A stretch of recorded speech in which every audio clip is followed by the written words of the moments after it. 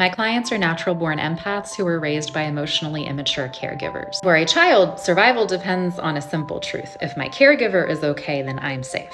And if the child senses that the adult is incapable of meeting this goal for themselves, the child will instinctively step in and take over. They will learn to sense the emotional weather of the room and adjust accordingly. Their default state becomes one of constantly being on and scanning their environment for threats, to-dos, and any open loops that require them to close them before they can rest. And for an empath, this is particularly dangerous because our empathy functions like a natural energetic doorway. So it's a channel that opens and closes to the emotions and internal states of other people. In an ideal environment, a child will be taught how to open and close that doorway. This is what allows them to build the skill of discerning what is mine versus what is theirs. But when caregivers aren't equipped or don't know how to teach their children that skill and model that skill for them, what ends up happening is that in the child, that doorway just stays open to the world at all times. And the child is basically flooded with everybody else's emotions and energies and states at all times,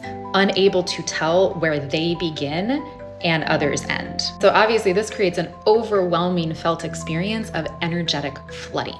And if the child stays in that state for long enough, the child's boundaries between self and others eventually start to blur and disappear altogether. So to survive this terrifying overwhelm and experience of life, the child instinctively does something that is both brilliant and tragic. They create space inside themselves to hold it all. But the way that they do this is by taking the only thing that they actually have control over: their own life force, their intuition, their feelings, their desires, their opinions, their beliefs, etc. They take that life force and they shove it out of the way to create more space. They will push their life force into a psychic closet or basement or bedroom or attic.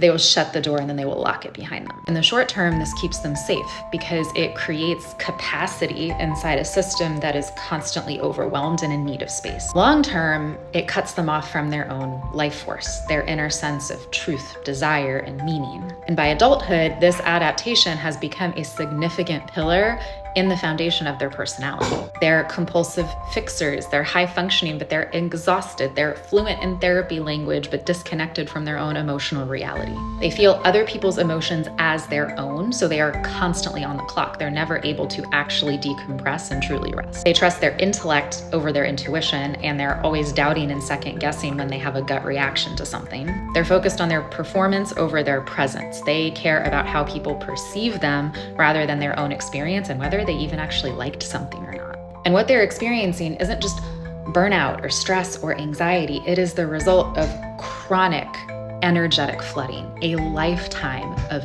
feeling too much, too soon, for too many, and not being taught how to hold it in a way that doesn't require them to sacrifice themselves in the process.